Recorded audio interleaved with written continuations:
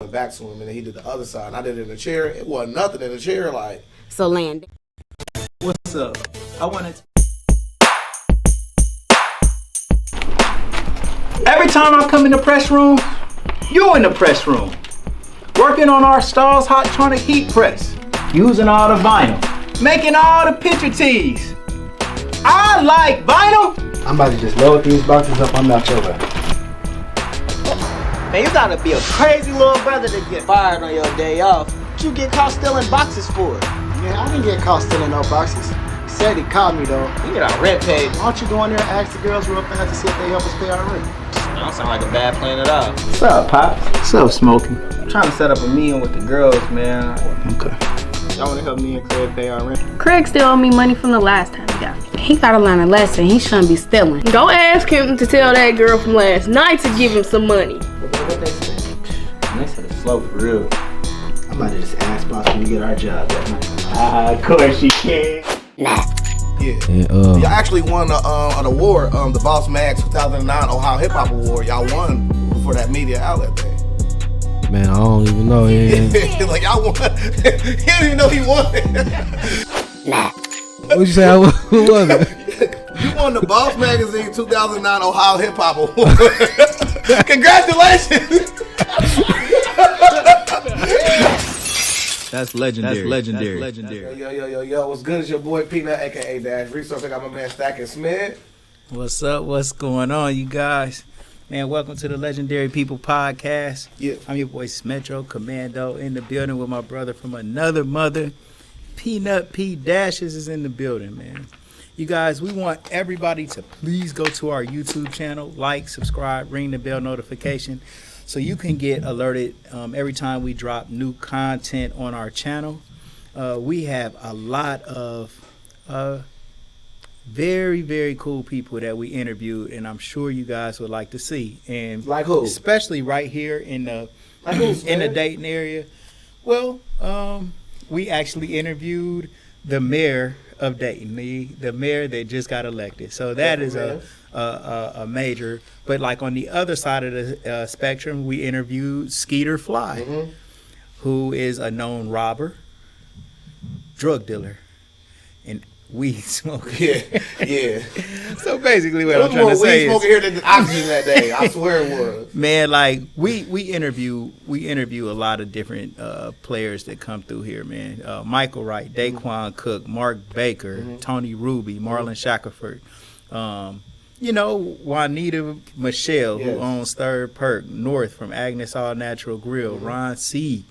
Yes. And just Coach Chronic and Thrill Nove. So we go from elected officials, then we go to the streets, we go to athletes, and we go to everybody in between, like business owners. So if you have a life story to tell, we can actually learn a lot and be inspired by everyday people too, because some of the things that they go through and overcome, and you just don't know about it, those are truly the stories that we get inspired by. So just go through our channel and just check out some of the videos. We're getting a lot of traction on our videos. So, man, we went from having 3 views, okay? Like we have very humble beginnings, 1 view, 2 views, 3 views, to now we're getting up to, 3,000, 5,000, 10,000. The interview that we did with Daquan was at 27,000. Daquan Cook is at 27,000. A recent interview that we just did is up at around 20,000. Oh, DJ Jelly. Yeah, DJ Jelly. We interviewed DJ Jelly, man. So we just interviewed Clyde Jackson, right, who coached LeBron James Jr. And he told us his life story on how he got things rolling. So we got definitely a lot of cool people, like I said, man. We like to start off all our shows by giving a shout out to our sponsors, which is Shiekhs. Shiekhs got the best breakfast in the city. Go and shop with Shiekhs, man. They have this beautiful French toast platter that I brag about all the time. Yeah, it's good. It's very, very good, man. So go through Shiekhs for breakfast. Agnes All Natural Grill for lunch. They got a Caribbean flavor that's amazing. Jerk chicken bowls, pineapple bowls, cocoa bread, brown sugar lemonade, oxtails, and much more. I mean, they right downtown, kind of cat a corner from the library. So go see my bro, Jose Estremera at Agnes All Natural Grill. If you are ever injured in any type of accident, go straight to the hospital and call attorney Michael Wright at 937-222-7477. Make the right choice with attorney Michael Wright. Whenever you want to get lit a little bit, slammered, right? Kiara Wine is the way to do it, man. Kiara Wine is a wonderful, wonderful wine. It tastes good. And it loosen you up a little bit, man. So Kiara Wine. You can contact Antoine Cunningham or go to More for Less to get Kiara Wine. And last but not least, we have a queen from Dayton, man. And she got this wonderful business. It's similar to Amazon. It's called the shoparea.com. Anything that you want to buy online, especially in this holiday season, go to the shoparea.com first. Hit the search menu for whatever it is you're looking for, and they're probably going to have it, all right? And then buy from them. The delivery is always free. Shipping from the store to your door in 4 business days. That's the shoparea.com, the shoparea.com, the shoparea.com. T-Shirt Kings is my business. We've been around for 22 years, okay? Sir. Come and see us. We're on the corner of Main and Nottingham. Inside T-Shirt Kings is gold for your mouth. And Camera King Studios, where you can bring your family or just yourself and take some pictures for social media or whatever you want to take them for. So T-Shirt Kings, go for your mouth. Camera Kings and Dash Resource, man. My bro teaches you how to sell stocks, man. Sell stocks, not dope. Every Sunday on the Dash Resource YouTube page, man. He did a cool video last night. What he did was he went over some stocks that you should be buying around the holiday time. Just understanding that if you're going to go to a store and get something, think about actually buying that stock because you know that it's rolling right now. So, start with $100, and then before you know it, by the time holiday season is over, you actually doubled your money. Maybe. All right, so sell stocks, not dope. Go to Dash Resource. All right, and then without further ado, my brother Peanut Johnson, over to you. Bro, you bodied that intro, bro. I'm gonna let you know that, man. I'm top, bro. Bro, I don't know what happened last game, but from now on, that's how you shoot the ball, man. You know what I'm saying? But now, without further ado, man, I personally think this story is empowering because it is not only affecting her, she's helping other people. Not to mention just the message and the way she portrays it is just amazing to me. So without further ado, we have ERINN Lane. How are you doing today? I am wonderful. Oh, the mic. How you doing? How you? Doing all right. Doing all right. You look amazing. Thank you. So here on the Legendary People podcast, we have a thing called Origins, where we find out where our legends come from. So without further ado, where'd you grow up? Right here. Here, physically right here? Like literally right here in Dayton. I was born in Germany because my father was in the military. We moved back here when I was 2, and I've been here ever since. Wow. Yeah, on Prescott and that area, but right here in Dayton is where I grew up. Right. So what was it like with your mom and dad and him being in the military growing up? So I did not meet my dad until I was 15. Whoa. So from the time I was 2 to the time I was 15, we had no contact. And honestly, we have a relationship, I guess, if you can say that. I probably talk to him maybe every 2 years or if that. But Mom never talked about him. She never talked good or bad. And honestly, the absence of my dad probably plays a part in, how I am with guys today. But I mean, he wasn't around. When I talk to him, he doesn't have even a stitch of remorse. Not even fatherhood. He doesn't even know how to be a father, but I'm okay with that. I've come to the realization that, you can't give what you don't have. Right. So if he didn't have that, he can't give it to me. If he didn't have that father in his life, he can't give it to me. So, I mean, y'all were in Germany. So I was born in Germany. Some stuff happened, and we had to come back to the States when I was 2. and I didn't see him again until I was 15. So did you have any other siblings or anything like that? I have a sister. Okay. So my sister, she's my best friend. Right. She is who I started Sexy as She with.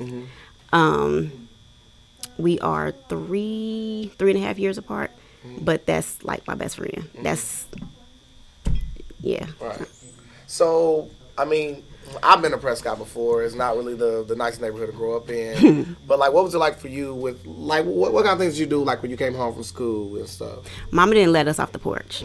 Like, if she wasn't home, we don't go past that driveway. Like, and everybody on the block knew it. Like, we was like those two pretty girls that you just can't talk to, you can't touch. Like, that's just what we were. We never, I mean, we hung out for real, but not like other kids. We didn't go to parties. We didn't go to other people's houses. Like, Mom was like, we are here, but we're not of here. You know what I mean? Like, Right. This is just temporary. So she never really let us off the porch. I hate to say that. But in hindsight, now that you're older, can you see the reasons why she probably didn't want you off the porch? Oh, yeah, because I don't let my kids off the porch. And we stay in Trotwood. Like, we stay in a decent neighborhood, but if I'm not outside and they're 8 and 10, if I'm not outside with them, like, y'all don't go outside.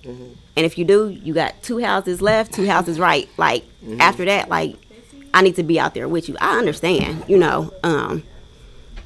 But, yeah, we was just them 2 pretty girls that can't nobody, like, don't go over Miss Lane's house. Like, they can't come outside. Like, So, what was your first elementary school? Whittier. Whittier? I went to Whittier, yeah, from, I want to say kindergarten to 6th. Like, yeah, I went to Whittier. Yeah. So, like, what kind of student were you? I was an A student. A student? Okay. But also, like, the class pet. Like, Oh, like being underneath the teacher the whole time? oh, hell yeah. Like, yeah, I got anything I wanted. Like, I have truly, I ain't gonna lie, like, I've been spoiled probably my entire life. Like, there's always been somebody in my life, like a mentor or some type of person to guide me, but they take me under the wing, and because of that, like, I'm spoiled. So I'll get into the dynamic of it. I mean, because like, you can't miss what you don't have, right? But when we go to school, we start looking around, seeing other people. Did you see anybody else with like a father figure around you? Was like, wow, I wish I could have had that. I had some friends. Like, I had a few friends that had their mom and dad in the house. I'm not gonna say that I wish I had it because my mom is bomb. Like, when I tell you she cold. But I did have uncles that were like father figures. I had my grandfather that was like a father figure. I've always said, like, if you don't make me feel the way that my grandfather make me feel when it comes to pulling out chairs and opening doors, like, I can't mess with you. So I don't want to say that I felt like I missed it because I still had people in my life. You know what I mean? But I did have friends that had their mom and dad, you know, and I was able to see that dynamic, but it's not something that I missed. Okay. You know what I mean? Like, I had people in my life that was filling in that gap, you know. So, did you do any extracurricular activities in school? Play an instrument or anything? Paint or?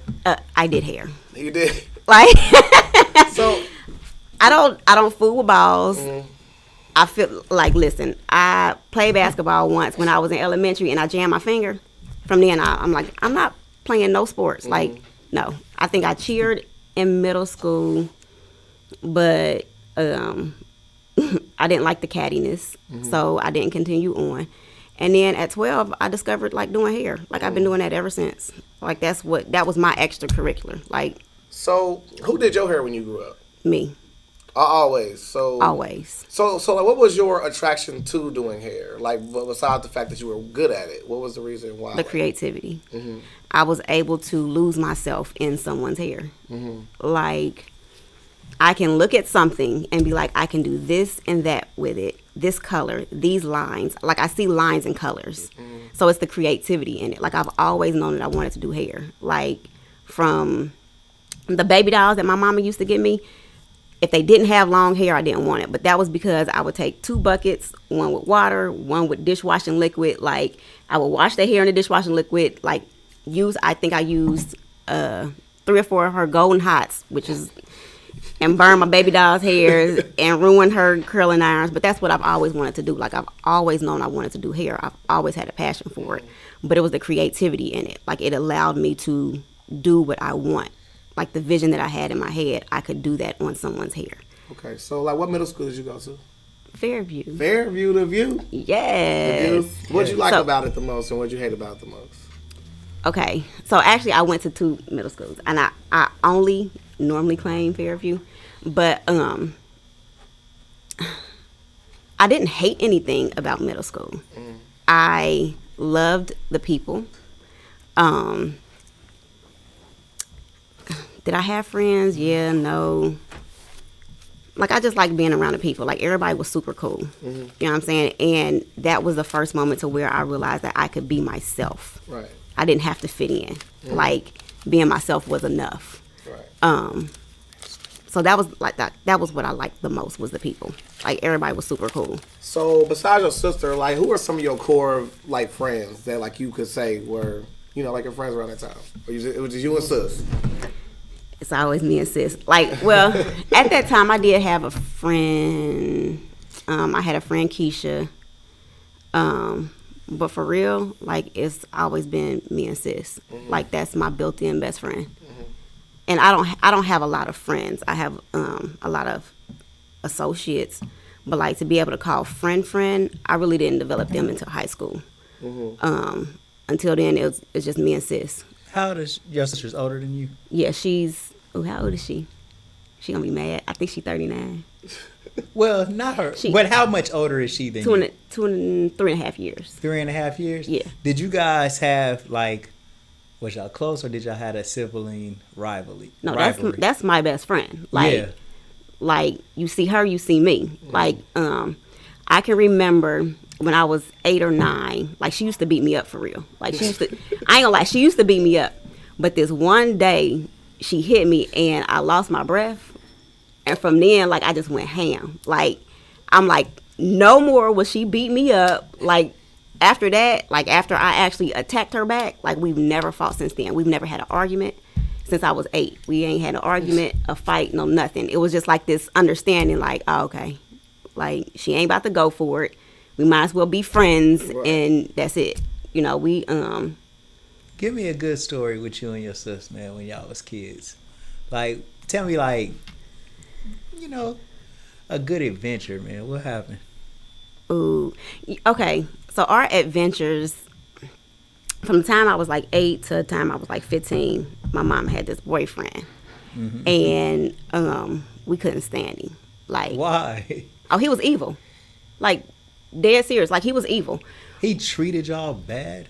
So it was mental. He wasn't physically abusive or anything like that, but that mental was way worse. And he was manipulative. Funny thing is, we actually cool right now. Like, wow.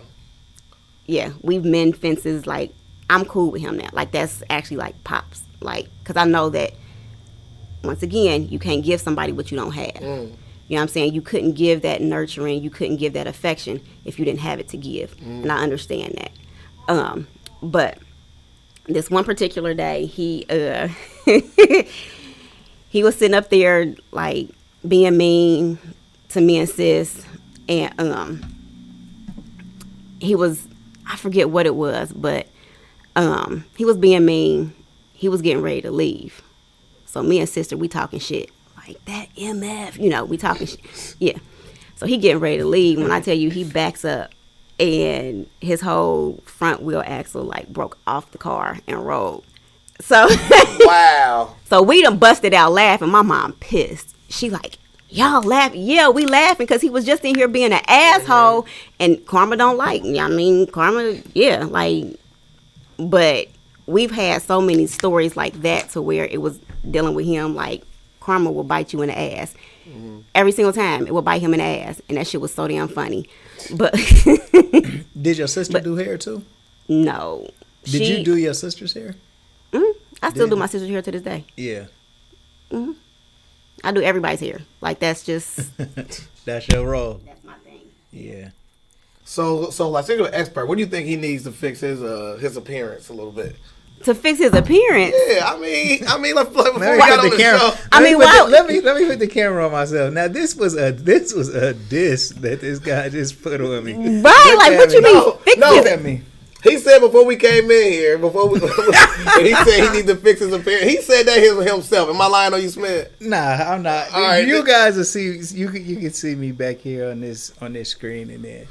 So Peanut wants to put me on the spot and say, what do I need to fix? Some people would say, listen, I am perfect how I am. Okay. And whatever's wrong with me, it's still perfect for me. That's a bar. And so you can't really, let me tell you something about Oh, looks. okay. Let me tell everybody Okay, something educate. about looks.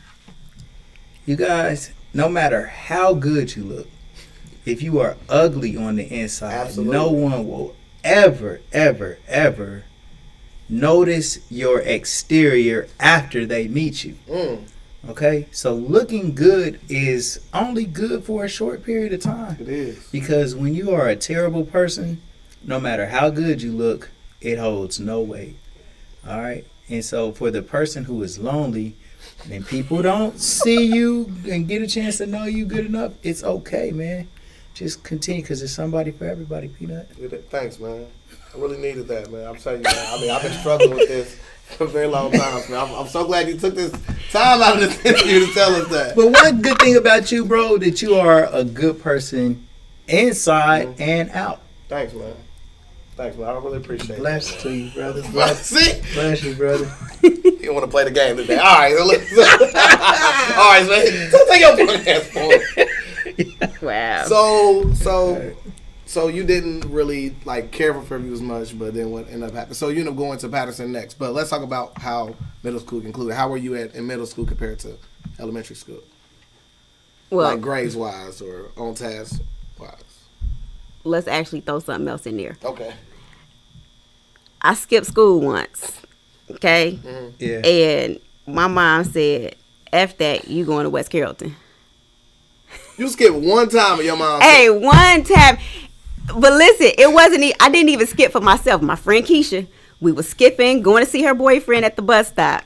Listen, I get scared, like, because I'm like, this ain't me. Like, I'm going back to school. I get back to school, they like, you need your mom, like, to until say. I sign you in. I'm like, it was the first time I've ever skipped. I didn't know after I came a certain time that I needed my mom to sign me in. They ended up calling my mom. I get caught. Now, mind you, I'm like, this wasn't even like my skip day. Like, Right. I didn't want to skip. Like, Right. So she sent me to West Carrollton. I had to do my 8th grade year in West Carrollton. How did it feel to be unrooted from your friends that you had? Hey, I was pissed. Like, I was pissed. And the fact that in my 8th grade, I was probably only like 10 black, like it was only 10 black people. Like, you go from Fairview, Yeah. ain't no whites, to West Carrollton, and you only 10. Right. What was that Like- like for you? Terrible. Like, literally, I don't remember a lot of my 8th grade year because I hated it. Like, I hated it. Did they treat you different in a way? So, this is what I felt. I felt like they more so, like the dudes like me, but it was more so like I want to see what that's like and not they actually liked me. Right. You know what I'm saying? I had a few female friends, but not many. Like, I just felt isolated. So, my 8th grade year, I told my mom, like, you know, I want to do hair. If you don't allow me to go to Patterson, I'm not going to school. Now, You told your mom that? I don't know how I got off with that, but I think she knew that, like, I really wanted to do hair, and I meant what I was probably going to try and skip every day. Like, I did not want to go to West Carrollton. I wanted to go to Patterson. I wanted to do hair. I wanted to be back with my friends. And she allowed me. Like, she allowed me to. Like I say, I don't know how I got off with that, with all my teeth still in my mouth. But, I mean, she allowed me to. And in hindsight, do you think that was the best decision for you, or do you think your mom was trying to make the best decision for you at that time? She was trying to make the best decision for me, because she figured that I was gonna get in more trouble. Now, like I said, I skipped. That was my first time, and I tried to go back to school because it wasn't in me. Like, this is not me. Yeah. I don't want to do it. You know what I'm saying? So I wish she would have known that I wouldn't have continued to do it. You know what I'm saying? Because I got caught. I don't want to do this no more. Like, I don't like being in trouble. You know what I'm saying? Like, this ain't me. But I understand why she did it. You know what I'm saying? And I do think that she did it because she felt like that was for my best interest. You know what I'm saying? But I hated it. How much would life have been different if you didn't ever transfer to West Carrollton, do you think? Nothing much different? Okay. No. Because like I said, I don't even remember my 8th grade year. Like, I literally skated through. Like, I hated it. I put my son in West Carrollton before. And when I went to the office, they had like a kind of like a banner up. And it said, it was like a black kid, maybe like 3 white kids grouped together on this banner, and maybe like a black kid trying to maybe join the group a little bit, and then it had this word tolerance written right there. And that, I looked at that like, damn, you know what? They just at the point where they can tolerate niggas. Yeah. Right? You know, and that was kind of weird to me. That's crazy. Out there. This was in the 2000s, you know. And that shit was kind of weird. And I was like, At that point, I knew that West Carrollton, and because West Carrollton is kind of like Drexel-ish a little. Yeah. It's got like kind definitely of like a little bit of that vibe to it too. Moraine, Drexel, goddamn West Carrollton is all cousins. They don't start getting into the bougie shit a little bit until you cross over to Miamisburg. He got $15 more than somebody in Moraine. He got $15 more. Well, you got Miami Township that's right across 741 right there, and that's a little that's a step up, and then you start getting into Centerville and Miamisburg, yeah. Miamisburg ain't too much better, but just a little. They about a hair better. They probably look down at the motherfuckers at West Carrollton and shit. But you know, I can honestly say though, I didn't feel too out of place though. Like I didn't, like when he explained that banner, like I didn't feel that. But what's your life path number? Say what? Your life path number? Do you know? No. He's good at this. I'll get it Teach and me. I'll tell you. Yeah, for sure. Okay. But I didn't really feel that, and to be honest, I've never felt that like being tolerated until I was like maybe in my 20s. Like even going to West Carrollton, I've never experienced that. You know what I mean? Yeah, until I was like 23 or 24. Right. So coming back to Patterson, you now back with your friends and everything like that. You can go to the pep rallies and they lit and all that. What's it like to be back in the fold of things that you actually want to be, like in the culture of Dayton, essentially, rather than being on the outskirts? Like I'm home. Right. Like that's literally what it felt like. I'm home. Now I'm still I don't even want to say homebody. I keep my friends limited, you know what I'm saying? But just being surrounded with, like you said, that culture, the people that you're used to being around, your friends, like it's like I feel like I don't feel like I'm out of place anymore. I feel like I'm more accepted. I feel like I'm home. Like that's what it felt like, you know what I'm saying? I always think about that in reverse. Like, is that what white people are fighting for, to keep that same feeling for themselves? To feel like they home? Yes. But this ain't your home. No. I mean, yeah, but I'm sorry. But like, think about it in reverse. That feeling you got, that warm feeling you got of, it is me in the culture that I'm in. I want to stay this way. Do you think they feel that same way about theirs? Yeah. Because they're not going to relinquish control of the shit that they done, raped, murdered, robbed for, man. You is a robber gonna go to the bank and give them their money back? No, they're not. And so white people, I don't know. They got the damn Jedi mind trick going right now. I don't know if they just acting or not, but white people is like having a lot of self-hatred and maybe like white guilt is going on. But then you got another school of thought that's saying, fuck that white guilt. Right. No, posture, being bold and in our stance to say fuck niggas, it's our shit. you got these two clashing right now. Yeah. You know, so white people are divided as much or more than black people are, but it's not exploited as much. It looks like it's a more civil, maybe respectable type of disagreement about philosophy. Well, they have a nice way of painting, like for instance, we're the only race of people where if one person does this, feel like the whole is doing, like the whole entire population doing it. But when they do it, they can say, "Oh, he was just crazy. Oh, he was off of medication. Oh, he's white trash. He is this. He's that." They can dismiss their f-ups, and we have to own every single one of ours, and we're painted in the same tint as the same ones that are mysteries or stuff like that. And I don't think that's fair, but. It's man. It's like you said. It's Jedi War games, man. There's a what's it called? Maybe a diagnosis for this thing that you're talking about. It's called psychic trauma is one thing, and then of course we all probably heard of the post-traumatic stress disorder, the PTSD. But what you're talking about is like when one bro get on the news and say some dumb shit, like I ain't got time for that. Remember that? Yeah. Oh my God. It's like a reflection on all niggas. This is us truly. Like this is us for sure. Right. Yeah. But it's not. But go ahead. No, I just remember when I was working in an industry that was predominantly white, and it would seem like I had to always be the spokesperson for it. So to a point where I just got tired of that stuff. So did you feel like that type of pressure when you was there, whenever something would happen? Will people come to you like, hey, like, you know what I'm saying? Like they ask you ethnic questions rather than asking you regular questions like, how was your day? They ask, the first thing they'll ask you is something ethnic. It deals with ethnicity is what I'm trying to say. Yeah, they knew not to ask me. Like, because I'm not, like, I don't feel like I need to educate you. Like, if you can't go and seek the knowledge on your own, like, I was not that friend. Like, I was not that friend to where you can come and be like, oh, your hair, how'd you do? Like, dude.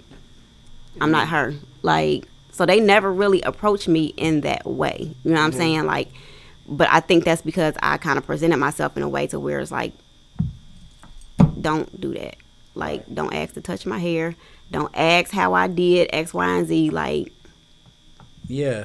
I'm not that. Don't ask to touch my hair. Ain't that some shit? Yeah. That's wild to me that somebody just feel entitled to touch your hair. Like, and they would. Like, I would see them, like, doing somebody else, like, oh, that's so... Hey, bruh. Like, you really about to ask to touch their hair? It's like, on my body.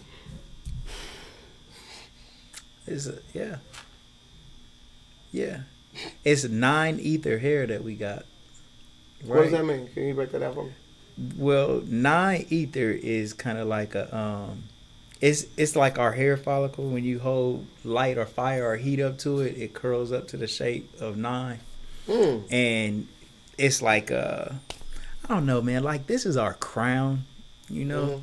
And a lot of the things that they want us to cut shit off of us for real, man. I think it strips away our power, especially like with Samson and that type of vibe. Like, I think that maybe applies to all of us, man. And we spend a lot of money just as brothers and sisters, you know what I'm saying, trying to beautify ourselves, man, when the Most High did a good enough job for us. Absolutely. You know what I mean? And so it's kind of like, fix myself up. You know, for who? You know? Yeah. And who's to say that I'm not fixed up? Like, what do you mean by fix myself up? Like, I have this... I get irritated when somebody's like, oh, you going to cut your son's hair? Like, when is he going to get his first haircut? Like, why does he have to get a haircut? Because he's male? Like, but why does he have to cut his hair? Right. I don't understand that. Like, it grows out of his scalp. If he chooses to cut it, cool. If he chooses to keep it and it grows to his damn ass, so what? Yeah. Like, why does he have to cut his hair? Why does he have to fit within a certain standard? I hate that. Well, I also want to ask you then, because it's a good time to bring up, you know, so like cultural misappropriation, right? Such as everybody seen the video went viral of the 2 white boy with the tattoos and the dreads saying "Island boy." I'm an island boy. You see that? Can we pull this up? Yeah. Because I mean, like, you're a hairdresser, so to me it'd be very, very fitting to do it. Just to type in "Island boy," it'll pop right up. Yes, sir. And this is basically like the same thing. Well, not the same thing. It's where like white people are literally using black misappropriation or like using the culture for their benefit, which that's nothing new. But this right here is like the craziest thing I've seen when it comes to that. Just type in Island Boy. Yeah, boom. We got it? Yeah, it's the top one. Okay. Yeah, the dudes in the, yeah. This here? Yeah, just click on that one. Gotta be that one. What who the hell is it? Oh, man. I hope they can fast forward stuff. I don't know why it's something. You gotta close it out and open it back up. I've had to do that before. All right, keep talking. Well, yeah. But just a little bit of stuff to come with the video. So it went viral. I think it was like a week before Halloween. These two white kids, they got like the rapper starter kids. They got the chain, the grill, the tattoos all over their face, and they have dreads, and they're sitting in a pool, and they're singing "Island Boy" like who is Tom Hanks' son? Have you guys heard of him? Mm-mm. Chet Hanks. Never heard of him? Mm-hmm. He is a reggae national recording artist. Tom Hanks' son. Really? Yes. And he talks in that dialect. Oh my God. All this is going down underneath you niggas' noses. Wait a minute. Like, all this is going on. You know what, man? I can just pull it up from here. It ain't gonna show. It ain't gonna show on the broadcast. Oh, man. But what if you use this camera? Yeah. But I can pause it on the guy because we don't give a fuck about the song. We just want to see the person you're talking about. Yeah, so we just go to it? No, I'm going. All right. Yeah, so to me, I think you would be more of an expert of it because like you do hair. So like, what would happen if someone not of the culture want to come to your salon to get something that's like not of their culture, such as a white person coming to get dreads and stuff? okay, so I don't. Yeah. Because I wouldn't want someone to do it to make fun. There's a way of doing certain things respectfully. Mm-hmm. You know what I'm saying? So if somebody that's not of the culture wants to get dreads, wants to get braids or whatever, I don't necessarily see much wrong with it, depending on how they're trying to do it. But at the same time, we get relaxers and we get our hair pressed out and we, you know what I'm saying? And we're trying to change ourselves, not saying that we're trying to be that way. You know what I mean? Because we're not. Right. Well, I know when I did, I wasn't. So it's not like I'm gonna look at you and be like, oh no, I'm not about to do that. Right. Like, I just want you to be respectful, to respect the culture. You know what I'm saying? So there are I know some whites that got dreads and they respect their shit, or they respect our culture more than shit some of us. Us do, right. Yeah. So I wouldn't just be like, nah, I'm not doing it. But that shit looks like you're making fun. And I don't like that. Like, yeah. like you poking. What the hell? That's them. And so what's the problem with them having this? They're not speaking in their normal speaking voice. They're literally mimicking it's a terrible fake Jamaican accent that they're using. It's terrible, and they really acting like they Milli Vanilli this. So you can pretty much tell that they are.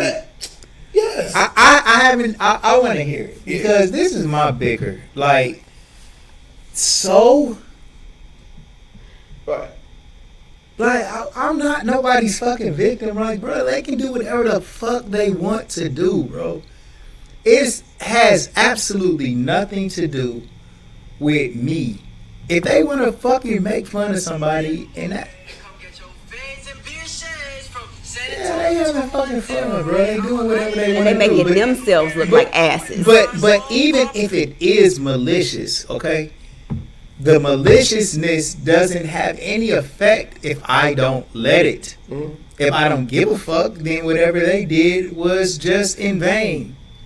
We give power to people when they try to do shit to hurt your feelings. When you let it hurt your feelings, now the mission is accomplished. But when you don't give a fuck, you win. Like, so what the fuck? They did whatever the fuck they just want to do. You know what I'm doing? I'm in here making t-shirts, doing my podcast. and we kicking it doing our thing. Yeah. And sometimes, man, people just be having fun too. It's like a rush to be offended sometimes. Yeah. You know, I should be offended. Oh, I should be offended. They did this. Like, do you really give a fuck? How did it affect you? What did it do to you? Nothing. We the ones, we looking up their shit, going on their channel and watching the shit that they doing. Like, you don't like it, don't look. Right. That's how I feel. And I feel like that for bros. Like, I think that we need to focus on ourselves a lot more. And that's where the greatness comes from, man. Just being able for us to just, you know, take care of our own business, man. We got a lot of shit to do. And we should give a fuck if they probably really like niggas like damn near. I'm looking at them. I see a hairline. I see all kind of shit that seems culturally black that goes beyond just a prank or a stunt. All these tattoos and shit on their face. I see them living. I see them living like kind of like a black lifestyle. I might be wrong though. And like the Queen said, black women often, and black men too, we try to mimic white people all the fucking time for acceptance. Yeah. Come on. Keep that shit, like, what about if white people was like, you hear that, nigga? Trying to talk proper and trying to look at, you know. Right. Shit, go both ways. I remember, it's so funny like you say that. I remember I had did this fundraiser event at this job that was, like I said before, it was predominantly white people because the industry I was in was predominantly white people. And these are older white men. I'm the young black dude in there. So a lot of times I was the only person like they had as a contact to anything. Yeah. So one day, you know what I'm saying, it was like some event that we was doing as like a charity. So I got a chance to not wear the uniform we wore and I got a chance to dress up. And all of their comments was like, yo, you look like a pimp, you like this and the third. And like the black lady, the older lady that was in the office, got pissed off. Like got them all put in the office and rolled up and stuff. And to me, I really didn't care about that much. But the older people like really do like be like, nah, because those same things they're saying was things they use to rile up each other to lynch us. Mm. Yeah. So I understand the reason why we should take it serious because they literally kill people for looking like that. And then they get a chance to put it on and it's cool. And I see the reason why, because it's not just the fact of what someone thinks about it. It's not what we think when people are getting killed over it. So it's not just me saying fuck it, whatever. I mean, You saying they're mocking Jamaicans. Absolutely. I do feel like they're mocking. Like, but for me, you see somebody on YouTube or TikTok or whatever, like, I'm just absolutely not going to support you. Like he said, like, okay, I don't have to look at you. Like, yeah, I feel like what you're doing is not okay, you know, because you're making a mockery as opposed to honoring. But at the same time, I don't have to look at you. I don't have to support you. I don't have to look up your YouTube videos or even, you know, if somebody says, have you seen? Nah, I ain't seen it. I ain't even going to look it up, though. Right. If I come across it, cool. But I'm not even going to look it up because I don't even want the numbers to go up. You know what I'm saying? Like, for me, I'm just not going to support you at all. I'm not going to look you up. I'm not going to, you know what I'm saying, search for you. None of that. Because you're trying to, for real, make us look like an ass. And in turn, you're making yourself look like an ass. Like, I'm just not going to look you up. Yeah, as my grandma say, if you don't feed it, it won't grow. Exactly. Yeah, perfect. Well stated, exactly. So back to the story. I never forget where we're at. So you're back at Patterson now. Lit. He went to Patterson as well. And he said that like y'all got like a legendary school and programs like that. And I was like, the Metal Deal was way back. Damn. Yeah. Hey, Patterson produced bosses though. Give me an And I'm not example. saying No. I'm not saying that I'm not saying any other school, but what I'm saying is tell when me about why you like Patterson so much. That's why I try to get you fired up for it. Yeah, see, look, I got you. Cause man, Go ahead, tell me. when I look at me and my group of friends, the people that I went to school with, like we out here doing the shit. Name some of them. You really about to have me put like I mean, okay, so names of okay, so to save what I say video time. So she's not gonna name them all because it would take the whole podcast. No, so what I say, like my friends, okay. So my friend Keisha, she does hair and she's cold. You know what I'm saying? Like my friend Yaya, she does hair, she's cold.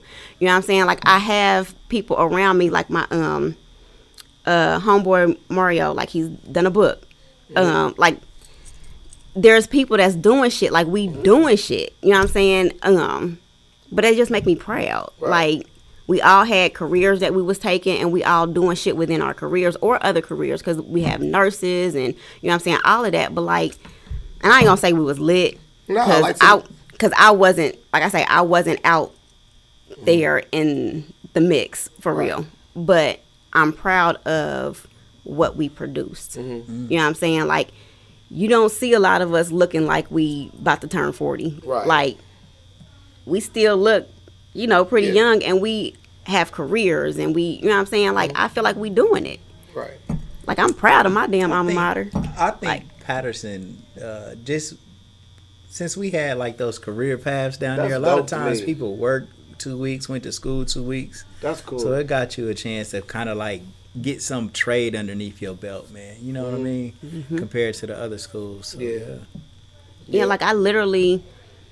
Jaquita in the chat on YouTube, she said we had the fire cosmetology program. Exactly. Like I got my license when I was 17. That is super and I was cool. able to work straight out of school. Like that's why I say like I've been doing it for so many years. Like I was able to do hair before I turned 18. Like before I was legal, I had my license. Like business program, automotive, graphic arts, machine shop.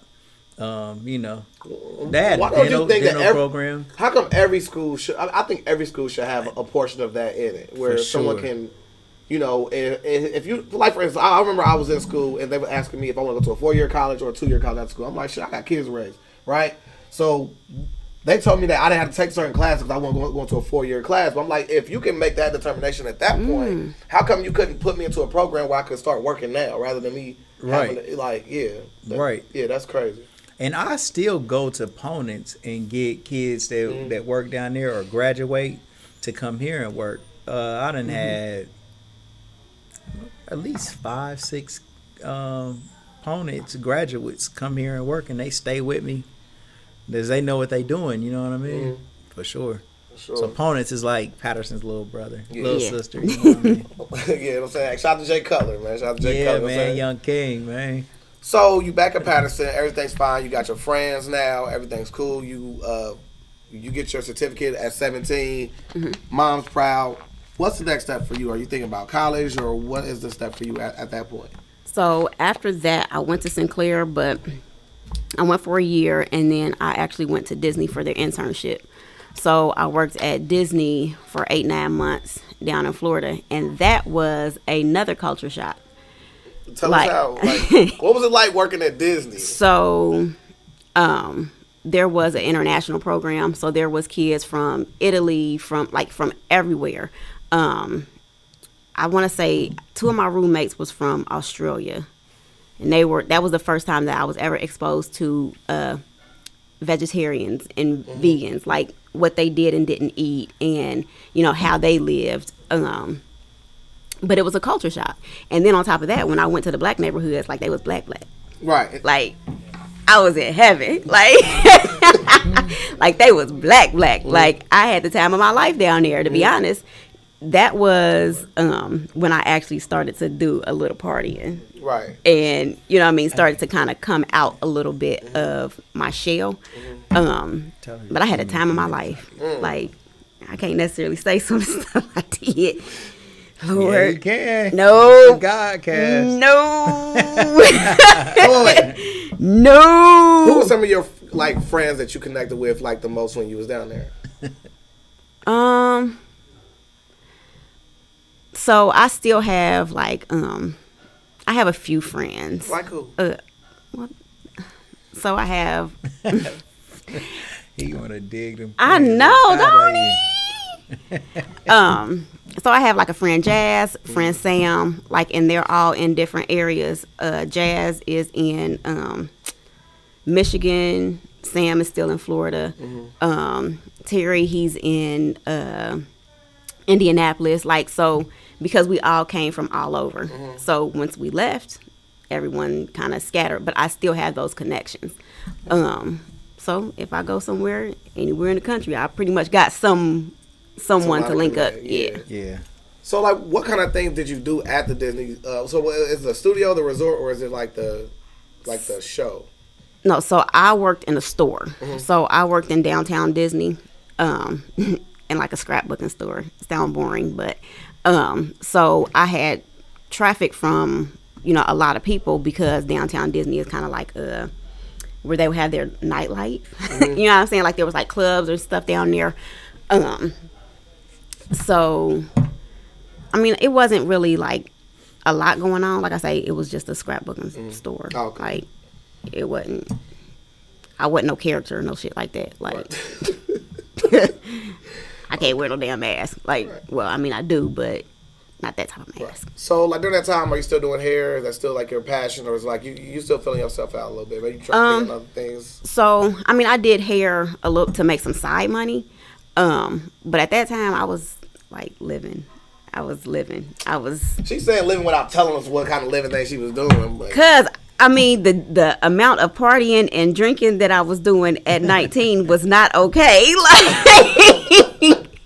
I mean, to be honest, like, what was one of the greatest experiences that you had when you was in Florida? You can tell us the greatest experience, not greatest. Yeah. I mean, my best memories was just some of my drunken nights, like being in the BET soundstage and being like have to be carried out. Yeah, like you're trying to get me to tell some embarrassing stories. I'm just asking you questions pertaining to your life. Some stuff I don't even remember. Okay. It was one of those type of nights. It was on the couch, and I'm throwing up next to Mickey. Yeah, I'm saying, and they like, hey, E, is that E over there? Like on the couch, like laid out, like literally laid on the couch, drunk. Right. So you come back after having the time of your life. You finally done soldier. What's it called? Like sow your wild oats. Whatever it is. You got all that. That's exactly what I did, pretty much. So you come back here, and then what do you do after that? So I went. I worked in a nursing home. I actually worked in a nursing home from the time I was 15. When I came back, I picked up working in a nursing home, and then I worked in the salon. The salon that I worked at, I was the only person of color. So I chose that salon because I wanted to learn how to do all types of hair, not just mine, and that was another culture shock, because some of those stylists were 50, 60, moving into their 70s at that time, and their parents were still living, but their parents didn't too much care for us. Or I ain't gonna say didn't too much care, but you could tell that there was some judgment. You know what I'm saying? So being in that environment, I think I was able to learn from them, hair and stuff. But then they were also able to learn from me that I am a human. Like, I'm a normal person. Like, just because I'm a person of color don't mean that I'm much different as a than you, other than my culture. You know what I mean? So I feel like it was good for us both. I exposed them to some things. Benefit. Yeah. And they exposed me to not just, doing their hair and stuff like that, but they also opened my eyes in terms of business. Like, that was the first time that I ever got shown that, doing taxes and, we don't necessarily get shown that. Yeah. And then you go into an environment and like, no, this is what you need to do. This is how we pay for things. Everything comes off of the business account card. Everything, goes through the business account as opposed to coming out of your pocket. Like, they was able to show me that. You know what I'm saying? So like you said, it was a mutual, thing for us. Word. So, how do you get into the self health and the self-care? Like, when did you start that? Okay. So the group that I have, the Sexy is She, it encourages people to, be themselves, to love themselves. Self-care is self-love. I've always felt that, which is why I kind of sometimes felt out of place. because I felt like I was believing in certain stuff when it comes to holistic health that my friends wasn't necessarily believing in. And that was even down into high school, you know, in my 20s or whatever. But here recently, in my 30s, I had a shift. Is that what you say is your mental break? Is what you say? Yeah. So. Walk us through that day that you feel that. Okay. I'll go back. So Sexy as She was, I want to say, conceived almost 3 years ago. At that time, I was within a relationship of 20 years. On and off. But it was terrible. Terrible like toxic, or is it terrible like just not compatible? Toxic as hell. Like fighting. Not really fighting. It was mental. Like he had me mentally gone. But I was able to kind of get out of that situation, and I remember crying like every single day. Every day I cried. I was just sad. Now, mind you, I got 2 kids, so I'm like, I didn't really want to let them see me cry, so I locked myself in the bedroom, like, every single day. And I would pray myself to sleep. One morning, I woke up, and I'm like, you know what? Like, Lord, I just need you to take this feeling from me. So, going into 2019, I woke up December 31st, and literally, I felt good. I don't know what it was. I have no idea what shifted. It was like literally like it was lifted off of me. And I remember writing everything down that I needed to let go. New Year, I put everything into the fire. And from that day, I have not cried a sad tear whatsoever. That made me want to start Sexy as She in the way that I'm doing it. When it comes to doing classes, when it comes to women empowerment, when it comes to really encouraging confidence in every woman. Like that was that that moment that it's like, okay, you can be a difference. You know what I mean? Like you can encourage other women to do the same thing that you're doing in terms of getting out of certain relationships and still feeling beautiful and confident even through those situations. You know what I'm saying? Like, but I was in a dark place. Yeah, like, I mean, like you would have to say, because if you came out of that wanting to help people that's in that position, because you've seen how dark that hole is. And I also just want to I always see parallels and things like this. And like you spoke of your stepdad before, he mentally messed with you. So do you think it's kind of was that thing that kind of was something, I mean, to me it seemed like that's your blind spot, when somebody can mentally hurt you in a way and mentally like manipulate you. Is that a flashback of what happened with your stepdad? So moving forward into my relationships with men, I've always felt like I can help. So if you're going through something, I can help. A healer. I can, exactly. Which in turn led me into situations that wasn't the best, because I'm trying to heal them and they're not trying to heal themselves. And in turn, it's some toxic, you know what I'm saying, going back and forth. But it really did play a part in the type of men that I chose moving forward. All that shit dead now. Like, I'm good now. But, you know, for 15 some odd years, like, it did play a part in who I chose and why I let the toxicity fester. You know what I mean? Sometimes on your journey, you will, like, what you're meant to do is where you're challenged at. Exactly. Okay. Yeah. And so, like, some of these things, yes, you are meant to help, you know, but you really can't never control nobody else, but you might be meant to help people, you know what I'm saying? And it's your challenge in order to helping some people is to let them do that shit for themselves. Yeah. So I'm learning that. Like, I know what my purpose is for right now. Now, I feel like we have many purposes in life. Yes. And I know what my purpose is at this moment. I honestly feel like I had to go through what I had to go through in order to be here. Yeah. So I am okay Like, I am perfectly okay with going through the mental abuse, going through feeling like I was absolutely nothing, feeling like, you know, I was worthless at one point. I'm okay with that because now I'm here. I had to go through that in order to get to where I am, in order to, you know, start up what I'm trying to start up. Like, so I'm perfectly okay with it. Like, I welcomed it. You know what I'm saying? Like, if I'm the one that has to take it in order to help 10 other people, right, I'm cool. Tony Ruby Sr. spoke about having skin in the game, such as it'd hit different if somebody from Centerville went to Pony to talk to the kids about opportunities compared to me going down there with, you know, my stories of what I've been through. Smed going down there and him sharing his story, his life, because he got skin in the game.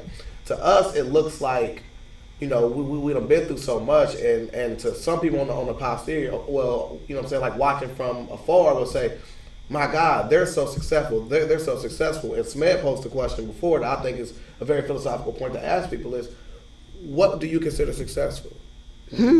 How will sis be considered successful? So I think success may be different for different people. For me, it's not monetary. It is how many lives can I touch? How many women can I make feel absolutely beautiful and confident and sexy? And by sexy, I mean inner sexy, like that presence. Like, how many people can I touch?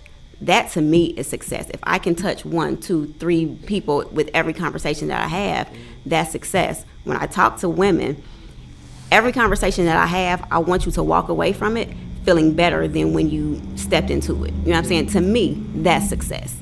So it's not necessarily a monetary thing. It's how many people can I help make feel better about themselves. What's one of your success stories of a woman that came to you and you gave her, you know, helpers, pointers, tips, guides, you know, like the whole playbook, and you've seen it personally benefit them? So, like, as a hairstylist, we're literally therapists too.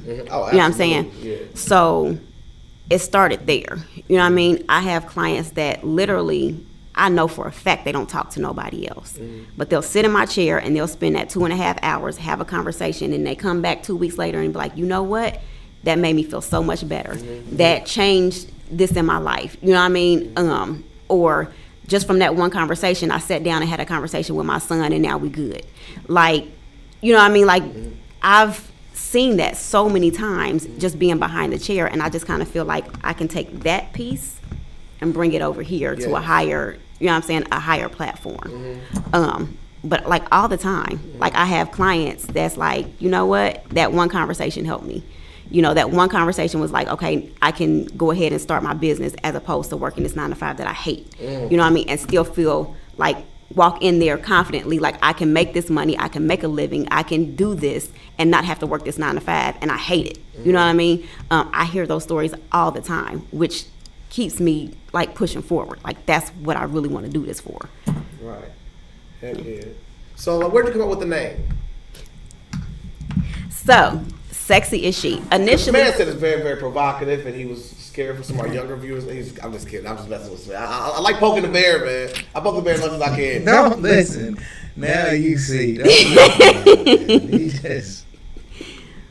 So Sexy Is She, for one, it's, you know, Sexy Is She, the letters play on sis. Exactly. One, it's me and my sister that has started this. 2, sis has a negative thought to it sometimes when they're within women. Like, nah, sis, like, hey, don't do that, sis. Like, it's negative sometimes. So we want to change that. We don't want it to be something negative. We want it to be something more positive. Call your sis, but it's, hey, you're sexy, you're beautiful, like, you're everything. Like, that's what sis should be when you calling your, you know, your friend sis. Is that your sis right here? Or no? Yeah, that's my sis. That is? That's my sis. Okay. That's my baby.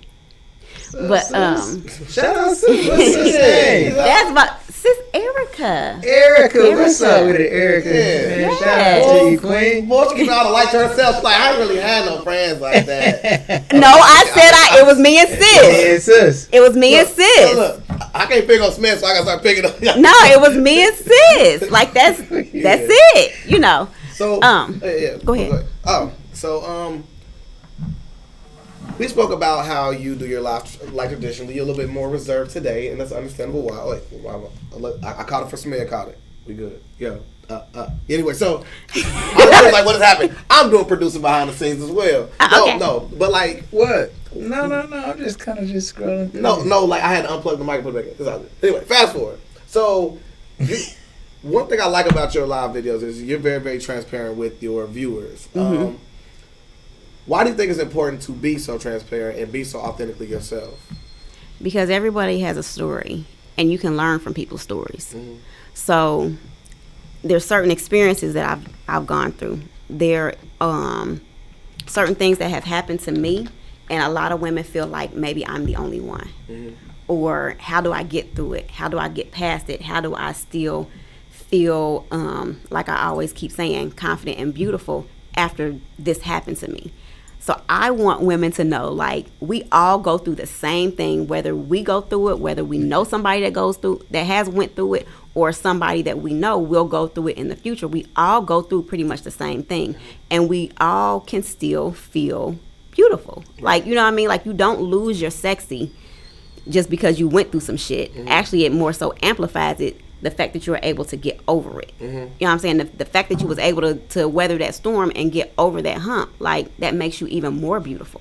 Right. What is this right here? Okay, so you have to read it. All right. The post. Oh gosh. I know this is a little out of the norm of what is posted, but I thought that this was hilarious, especially since we just had a whole conversation dedicated to coochie care. So listen. What are we looking at in this picture right here? Okay. What are we viewing here? Oh Lord. Okay, so we had a whole 1 or 2 weeks dedicated to coochie care. Yeah. Okay. Right. So the idea behind that was there were some myths that, you know, people think are true or not true or whatever. Give us an example of certain things that okay, so this one right here. This is pretty much like, you know, if you go through a whole 8-hour shift with nothing in your underwear, like, you know, like, that's okay. Like, no, that means that you have a dust box for a coochie, and you, like, I mean, just to be honest, like, so it should be flowing. You should have some moisture. Like, after an 8-hour shift, you should have some moisture in your underwears. Otherwise, you might want to go get that checked. Like, vaginal dryness is not normal. That's not okay. What would be a reason that would cause something like this? I mean, I have no idea. Wait a minute. So the vaginal wetness should seep out into the panties, and you should be able to see what some type of discoloration in the panties, or not discoloration. I'm trying to. Well, I don't know. I'm just asking. Like, so if you go through a whole 8-hour shift of working, okay, and you don't got nothing in your panties, that's a problem. So what should they be seeing in their panties? Am I asking the right question? Yeah, you're asking the right question. You are, but I'm like, wow, no, because I think this is the conversation. Yeah, you got a dust box. Yeah, like. So how do you know you don't have a dust box? What will we see here? I mean, it would be a small line of something, like every woman has discharge. Okay, what color is normal? What color is abnormal? So normal is different for every woman, though. So like some women at a different point in their cycle, it may be clear. Some it may be like an off-white. Anything that is gray and green is not okay. But listen, anything that is frothy is not okay. What's frothy? Like the top of a coffee? Yes. Foam. Similar. Like, if you were to think of like a fish underwater and they blow up bubbles, kind of like, but it happens, but that's not okay. Oh, like, so anything like that is not normal, but a clear that would dry, like a clear discharge that would dry in your underwear, like that is normal. Yeah. I mean, I saw this one meme, since we're being transparent here. I saw this one meme, and I did not understand it to this day. It was a picture of a girl's hand, and it was like, it looked like slime in between it, and then it said something like, only the real girls gonna understand this or something. It was like clear slime in a girl's hand. So you don't understand it? I mean, I know like around a certain time of after the cycle or whatever, they have a lot more. But even sometimes before sex, like it would be that much. Mm-hmm. Like if you doing a job properly and she really feeling you, like it can be that much to where it's literally dripping down the leg. Yeah. Look at smell. So I mean, I ain't seen the meme, but I mean it's possible. I just like making fun of it. It's true. Yeah. Peanut, don't be so surprised. What you mean you ain't never understood? No, I'm talking about. You don't understand it? I do. Come on now. I don't know. Come on now. So in this picture, they saying, please go get checked out because your nastiness still backed up in there. Is this saying because we don't see nothing in the underwear on this picture? Yeah. Oh, like, so it's literally our vaginas are self-cleaning. Oh, okay. Which means, now I see at the bottom, after an 8-hour shift, no cap. Yeah, like that's not okay. Oh, so she was trying to flex on the internet, and they was like, nah, you Not like something's wrong. Well, she was trying to say she major because she don't got nothing in there. And somebody was like, sis. Yeah, they like, nah, it is something wrong. Listen, all our sis is legit. Okay? Like Dust box. And even if they don't know, we gonna educate them. Right. Like, so like, what are some of the care regimens that you think that women should be on to keep their stuff flowing properly? So, because I heard like there's bad thing with like don't douche and stuff like that. Like, yeah, you don't douche. Like there should never be a douche. Like you should never push anything like that foreign into your vagina because what it does is it washes out all the good bacteria as well as the bad bacteria. So now what's gonna happen is the bad bacteria is going to take over and cause a whole damn bakery down below. Okay, so no, you shouldn't douche. A lot of people like to use like Dove soap and stuff, but a lot of times that will cause an issue as well. Like anything that is like a beauty bar, it's not real soap. It has chemicals in it that can possibly cause an issue within your vaginal area. Now, for some women, it is okay. Like, they can use it with no issues. But to be honest, a lot of us, the older that we get, we can't use Bath and Body Works. We can't use, you know what I mean, like, what is the other one? Victoria's Secret. Like, we can't use all of that stuff because it smells good at the moment, but then it might have her not smelling good 2 weeks later because of the chemicals in it will throw our pH off. So, you know, being careful with what you use down there. You should never use any perfumes. Like, don't use no perfumes, no powders, anything like that because it will throw off your pH. Wow. I mean, I've never thought of that before because, I mean, to me it seemed like, I mean, we dudes, right? So we just wash up, like, you know what I'm saying? We good. Like, so there's different things y'all can't, like, put in there at all, like, to wash it out. I mean, you don't put anything in there to I'm not wash saying it anything. out. I'm saying, like, something that I would think would be from the store that says for my body wash would be technically my body, but that's actually, like... No, I mean, a lot of people will use, like, the stuff that's commercially geared towards vaginal health, but that's not healthy for us. You know what? A man talking to a woman about this is damn near the same as a white person trying to touch our hair. It is. I'm there like, I mean, and I mean, but I'm okay with it because I like shit like this. Yeah. Like I'm talking about shit that I'm comfortable with now. Okay, right. Like, but yeah, it is just like okay. Yeah, I'm just like. Nah, I like it. Yeah, I love it. Keep going. Oh, you love it, huh? So when the slime. No, wait a minute. Slime though? Man, he gonna get his cancer. I did. He gonna get his cancer. Really? Slime. You said it was a goddamn hole. Yeah, it was a meme. It was hilarious. That was the picture. It was hilarious though. It was. What is the wetness, the actual juice that comes from a woman called? What's the juice called? vaginal wetness. I mean, you feel me? Like, does it have a name? If it does, I called it slime, but I want to talk about this correctly. Yes. What is the wetness called? Comment below. Comment section, bro. I'm curious. What is the wetness that a woman secretes when she's getting ready to? I know what it means, but I don't like that word in this place. I think that's right, bro. I mean, it is. That's the right way to put it. What is the wetness from vaginal wetness? I think is a positive term for it. Is juice. It ain't juice. Bro, you think you're going to WebMD.com and they're going to call it juice.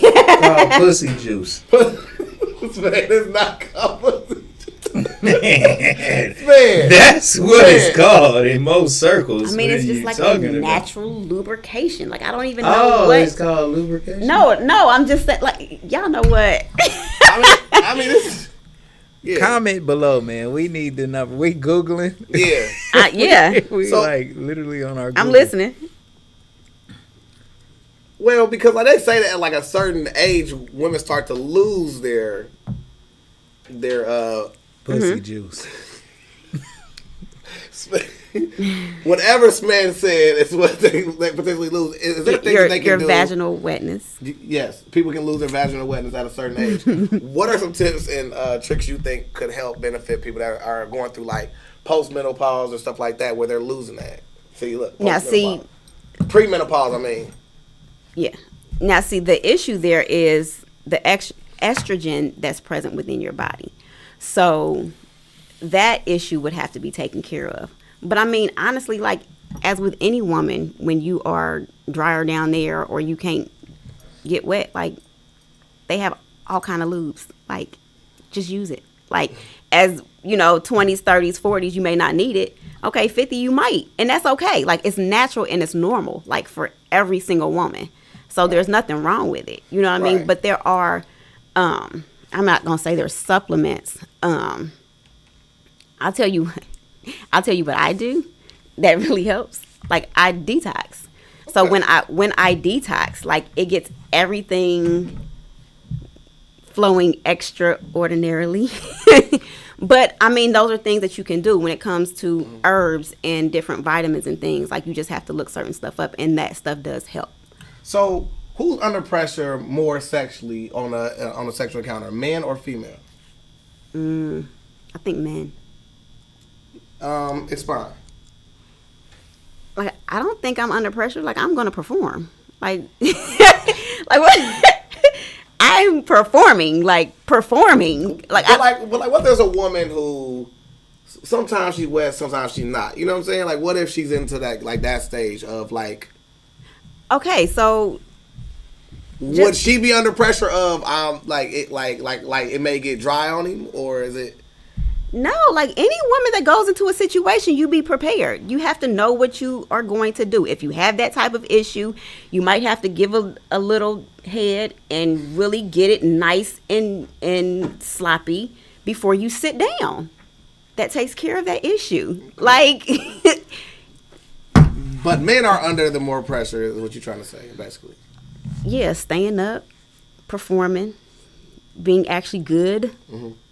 I think men are under more pressure. Why is it by default that women automatically assume that they are, and I'm not saying you, but just in general, I think women automatically assume that they're good. Preach! But they're not necessarily comparing themselves to a woman who could be more into it than they are, and more experienced, more willing to do different shit. So I don't know. I mean, I think that the performance, another thing that women got. Yeah, finish his thought. I know, right? This is another question. Like, nah, that's a statement now.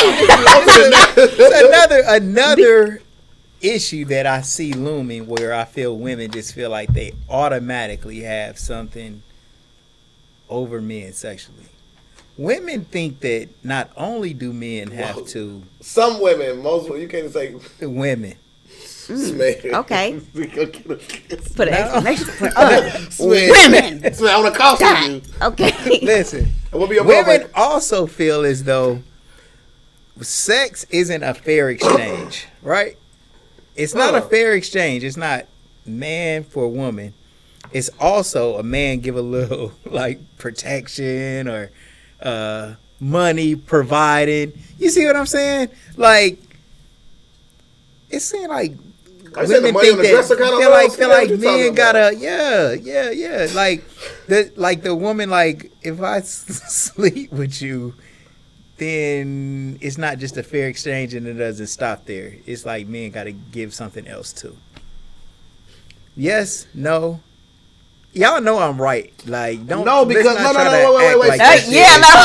wait, because like there's women out here that are hell no. They are. That are what? That's what? Wait. There's women out here that are literally paying dudes to have sex with them and stuff. But it's not the large majority of women. Thank you. That's the minority of the situation. Right. You see. But most dudes that are having sex with women are in one shape or form monetarily. Like for example, like I think that men are more just out for sex. But a woman is probably more out for what a man can provide for them. Like, you don't think that men look at sex a little more recreational than women do? Why do you think that women can't look at it more recreational? Because I don't think that that's the normal thought process for a woman. It's not the normal, but it's possible. Trust me, I know. It is possible, but it's not the natural in nature of a woman.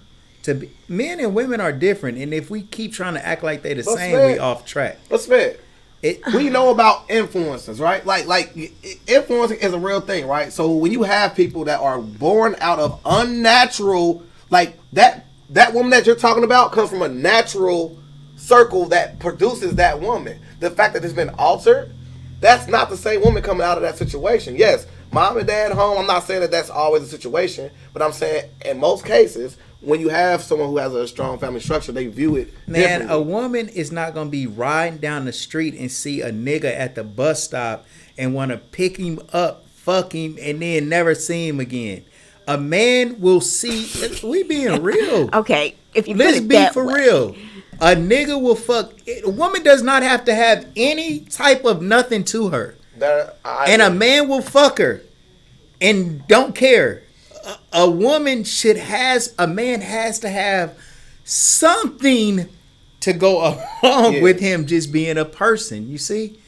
And I don't think women have that in their nature. Like, the men that's watching this shit later on are going to be like, I understand what he's talking about. Yeah, I understand what you said. I don't so you don't think that it's...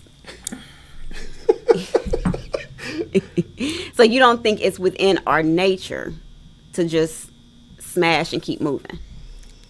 No. I mean, I don't. No. A woman, no. Smed. No. Wait. It's not. There's been women serial killers, it's right? Learned behavior. It's learned behavior. There's been women serial killers. Okay, right? so I agree with the learned behavior. Yeah. I agree with the learned behavior because at one point in my life, my emotions was turned off, but I learned from the men that I dealt with. Mm-hmm. So it was learned behavior.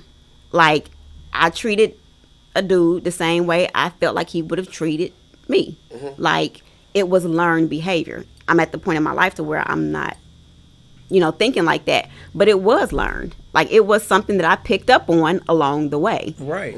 It wasn't something that was naturally within me. And you may be doing that out of a response to, you know what I'm saying? Like men, I don't think that the Most High would program women that way because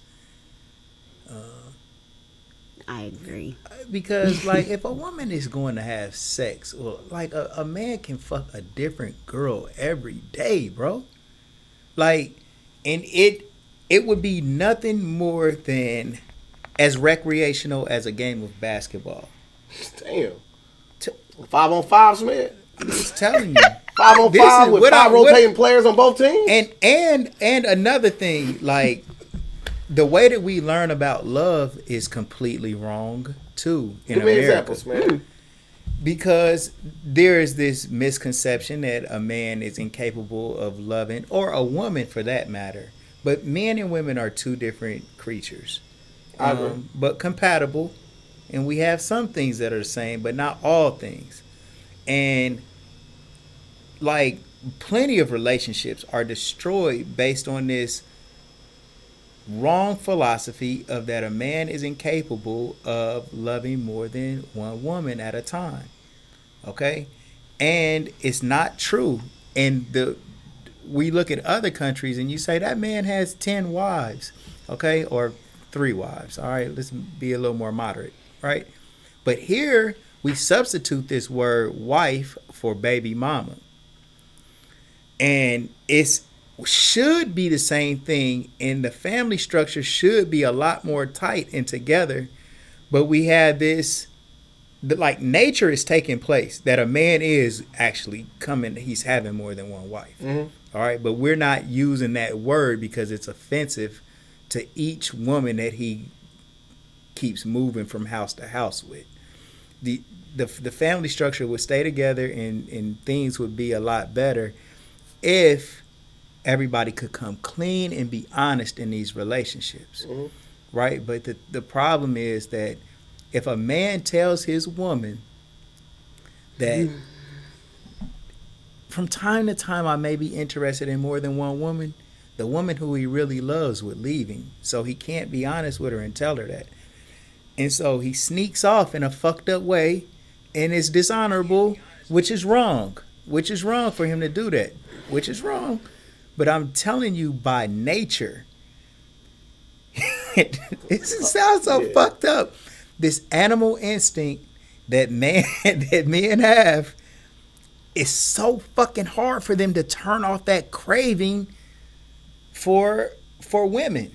And it's not done in organization, so it's just all out of order, where now they just craving all of them. And it's secrecy, and then they feeding. I'm gonna tell you something. Like in other countries, and I'm gonna move off of myself from doing this long talk, but in other countries, women understand their beauty and their power. All right, and in order to help men out, because they know how fucked up men are and how weak actually men are, for women, they cover themselves up. They say, sis, I'm gonna cover myself up so your man won't lust after me, and you cover yourself up so my man won't lust after you. And we're gonna help our men be able to stay on their path of righteousness. But here in America, listen, it may be offensive, but they understand the history of man. And they understand how men have been weak by the beauty of women and how it's hard for them to control themselves. They've done enough research and the data is in. Mm-hmm. These niggas can't fucking control themselves. And so they cover themselves up in order to try their best to help their men stay on their path of righteousness and honor their commitments to them. Along with these other countries where you can have more than one wife. And they got arranged marriages where you get 2 kids that know each other from the time they grow up, and they really become friends and they love each other for real. And it's less about sex and more about friendship. Like my woman right now, like me and her were friends for so long, it goes beyond me just wanting to have casual sex with some stranger, right? Because I'm really here. Fucking like, yeah. I'm not lying to my girl. I'm lying to my friend first. I'm lying to my friend. It's different. It's different. It's a big difference on how you are involved in this situation. You know. So yeah, and that's. I dropped game. Man, are you kidding me? I've never seen somebody in the gym by themselves score all the points and then clap for themselves leaving the gym. Nah, buckets, man. But all of the things that I'm saying is like. But like, I think you go back into what I said originally. Like remember I said, people that are born in this thing where that is the tradition. Mm-hmm. Well, that tradition is broken. Mm-hmm. then you have these anomalies that are different from that. Now, we still have to deal with the woman that came from this broken home, not this system of their mom and their aunties and all them came together to cover themselves up. You have the complete opposite here. So you can't just say, oh, that woman needs to be more or less like this woman. Not she's unnatural. No, she come out of an unnatural situation. You have an unnatural woman in that process. Exactly. Which is still beautifully herself. Sexy she is. Right. No, I mean, you're right. I'm saying women feel like men got to give up a little bit of money too, or have something else to offer besides sex, for the most part. Okay, agree. You see it in a way to where men have casual sex and women feel like, okay, something else needs to be offered. If I'm going to engage and come into your casual sex world. I mean, at this point in my life, yes, that is exactly, you know what I'm saying. But what I'm trying to do now is build. I don't want to have casual sex with anybody. Right. Like, that's just not what I'm on. Like, exactly. I have toys. I have hands. I don't desire to have casual sex with anybody because what am I getting out of it? Right. We ain't moving forward. You ain't progressing and I ain't progressing. So what are we doing? Mm-hmm. Like, I don't want to do that. But at one point in my life, I was down for it. You know what I'm saying? But I didn't have the same mindset that I have now. You know what I'm saying? Then my mindset was like this post that you got right here. Uh-oh. Oh gosh. Nah, I just seen it. It was cool. It was on point. It speaks to exactly what you're talking about now. Hey, there you go. Yeah. You've changed. We're supposed to. Yeah. Like, I don't feel like I don't necessarily change. I evolve. Like, I'm still the same person, man. Yes. But my thought process has evolved to where I'm not gonna do some of the same dumbass shit that I used to do because it doesn't benefit me. So me just laying with a random dude, like, it doesn't benefit me. It does not benefit me in any way. Like, a wet ass does not benefit my life. Right. So I want to ask you, if you could go inside the legendary time machine in Men's Matters building, and then you could go back before your last, like, bad relationship, what is something that you would whisper in your own ear?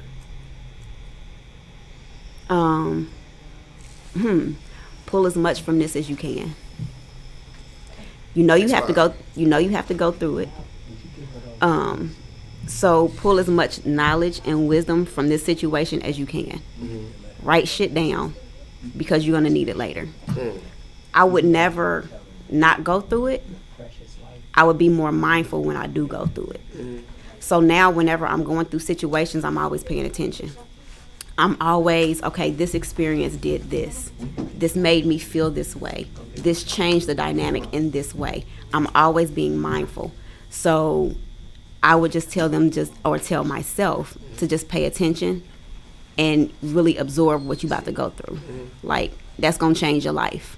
Right. So let's talk about some of your events that you've thrown. So what was your first event? Was it the paint?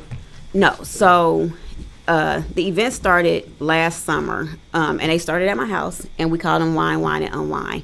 So the idea was to have a group of women to come together to have 1, 2, or 10 glasses of wine, unwind, which we let go of stuff that we want to get rid of in the past. The idea was to, like, throw everything in this my fire pit in the back, and then just have girl talk. So that was the first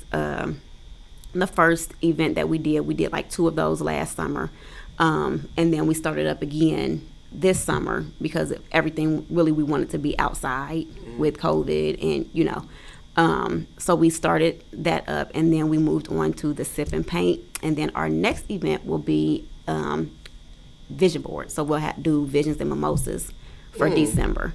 Do you have a date yet? We're looking at the 11th, I want to say. Okay. December 11th. I want to say that's 3 weeks, almost 3 weeks from today. For sure. So we're doing the visions and mimosas, and we really want women to start writing down their visions, writing down their goals. Like, it's okay if you don't complete them all in 2022 because you really are trying to make progress, not necessarily. I mean, it's good if you complete the goal, but progress is really what's important. So we want everybody to put all their visions down on paper, on boards, keep journals. Make vision boards. Make it very plain. Like, this is what you want to accomplish. This is what you want to,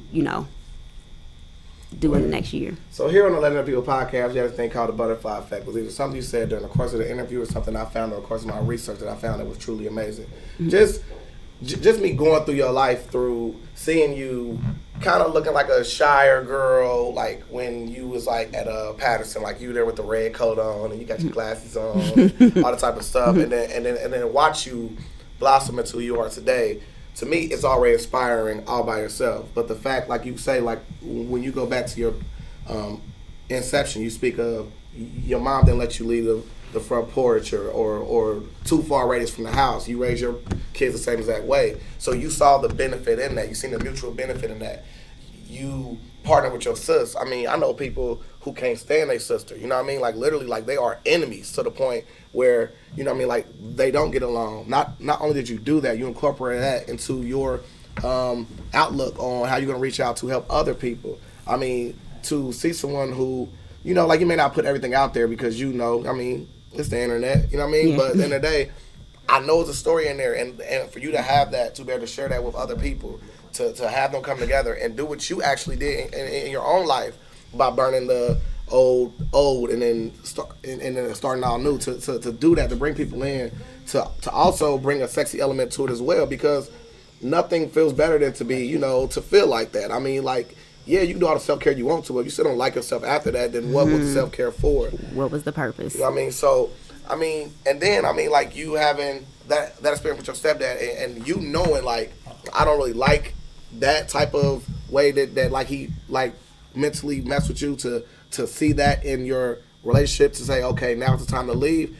That is something you went through in order for that to happen. So the butterfly effect really is all these things that you went through is a tool bag of things you can use to fix other people. So I'm saying, I definitely love what you're doing. I want you to continue to go on. Like, really. Thank you. Yeah, man. Thank you. All right, you guys, man, we want everybody to go to our YouTube channel, like, subscribe, ring the bell notification so you can get alerted every time we drop new content, man. We are the Legendary People Podcast. We want to give a shout out to our sponsors, which is Shiekhs.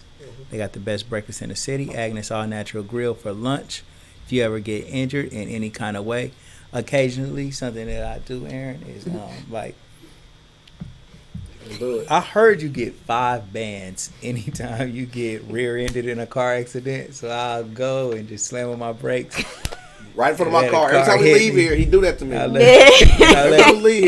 I let a car hit me. Now I got this neck brace that I've been. Yeah. That I bought.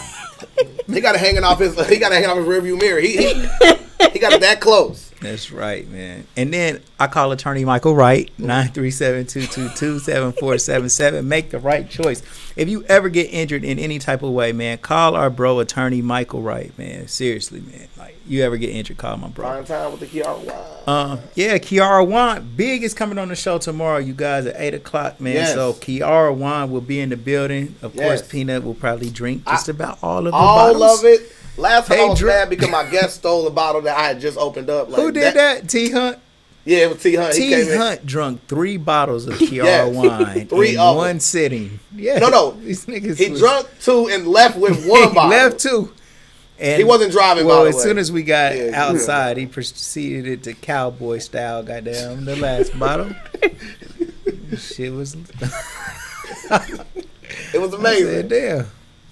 Some of that Kiara Wine has hemp in it or something. Yeah, it's infused. So it's very good, though. Mm-hmm. You got to try some of this Kiara. I need that. Yeah, man. We're going to get this shit lit.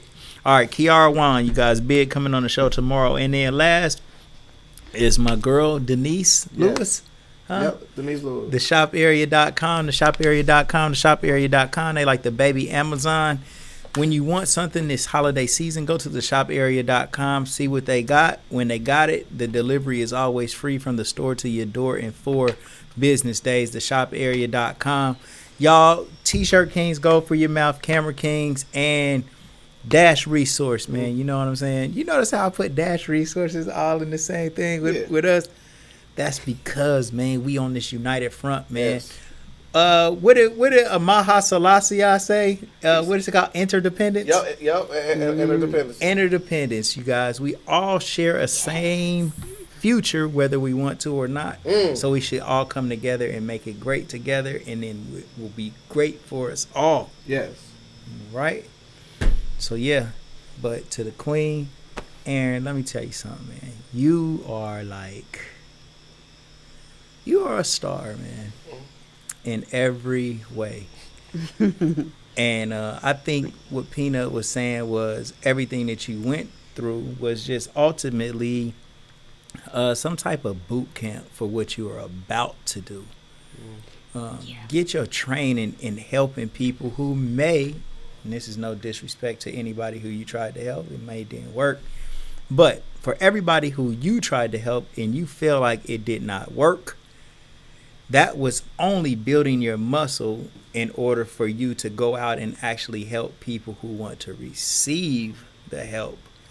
And so that way that all of your hard work to help people will be right. You see, like practice is always harder than the game. Yeah. And that was just practice for what you're about to do, man. So we're not giving up on help. Never that. We're going to attack this help shit. And that shit is going to be amazing for you, you know? Mm-hmm. And so that's just my little observation that I got. I appreciate you coming through here. You know, thank you guys for having me. People like you validate our podcast, you know, because when we get polished, the right type of vibe, you know what I mean? The right type of vibe, people that come in here, it just lend credibility that people who got good sense will actually come in here and talk to Peanut, not just and some people with no kind of sense, not just Skeeter Flies and Skeeter Fly with your Skeeter Fly is my man. Shout out to the Phoenix Sun Gorilla, man. That's my man. Don't do that, man. Do not violate him on this episode, and stuff, man. Yeah, Skeeter Fly, but man. We want you to actually close out with some words of wisdom for us. You know, absolutely. Yeah. Come on. Words of wisdom. Yes. You got it in you. What you gonna say to your sis? It's your time to shine. To my sis? Yeah. What you gonna say to your sis out there? Sexy here, she. Let's see. One statement. Never be afraid to shine. That's some bars, man. Yeah, it is. Bar, man. It is. Speaking of shine, come out here and get your gold for your mouth, my man. Seconds, man. You know what I mean? You know what I mean? For sure, man. For sure. Legendary People Podcast. Legendary People, Legendary Stories, baby. Yes, sir. Peanut, who we got tonight? We got somebody coming in. Tia the Scientist, man. It's going to be dope. Man, real life scientists coming through. Man, I've known her for so long. Her story is one of the most powerful stories you are ever going to hear in your life. Man, Matriarch Monday going crazy, man. We got Queens, man, coming in at 1, at noon. For the ladies, bro. Tonight? Who put on for the ladies like us, bro? I don't know. Nobody, every Monday. One thing that I've been trying to tell Peanut is that Mondays, like, we can have women on here other days besides Mondays, but him and his cancel culture saying women gotta stay in their place on Monday. Wait, no, man, wait. I have Joy to Amazon coming in Fridays, man. See, look, you can't lie on my track record, bro. Come on. Joy to Amazon coming on Friday. That's the day after Thanksgiving. Queen, you celebrate Thanksgiving? Yeah, I do. Do you? Peanut? I celebrate family together. Yeah. On that day. Yeah, that's what I don't necessarily. I celebrate family on that day. Yeah. My grandmother my grandmother, south side of family, never was on the boat or nothing like that. Like, they literally are from this land. Like, dead ass. Yes, sir. Yeah. And what happened? So it's called paper genocide. Basically, where they literally changed it from first they call them color Negroes, and then they changed it from that to color. They turned that from that to black, and they literally stripped the land. Look it up. You ever got a chance? Google $5 Indian. Literally, they let a bunch of white people. So, for instance, and I'm not trying to make it racist right now, but I remember working with the same white boys that I was talking about before. And in another respect, he is white, red hair. He can't stand on something for 15 minutes without dying. Saying he got Indian in his family, it was because they purchased Indian land, and they had to say they were Indian. They weren't. It's a fact. And another breadcrumb for that is, if you watch that movie about Nat Turner, he actually hid with the Indians. How can you hide with the Indians if you don't look like them? Do your Googles, man. All right, you guys. So I don't celebrate Thanksgiving. You know, you dealing with a real one. I got pictures of you celebrating Thanksgiving, man. Don't act like I got pictures of you celebrating Thanksgiving. You, Hood, it was you, Hood, and Pastor P. I see all y'all celebrating. You, Hood, and Pastor P. All three of y'all celebrating. Pastor P. First of all, Hood will never celebrate no shit like Thanksgiving. Hood just texts me. I don't know if he watching it. If he ever sees somebody say he celebrated Thanksgiving, he won't smoke. Oh, you know how Hood is, man. I know.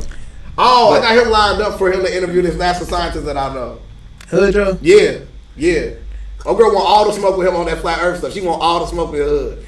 Man, but it's just so hard to just... Have y'all ever, like, got into this consciousness where y'all just like, man, I don't do that. And then your family started thinking you crazy and shit? Shout out my brother. Oh, my God, bro. It's so hard to be the one to just stand up. I'm going to tell you something else that I do. Now, I might get canceled for this. And then we... No. We gonna cut this episode and talk afterwards. Man, you ain't gonna say that, but... Bro, like, the standing up for the national anthem.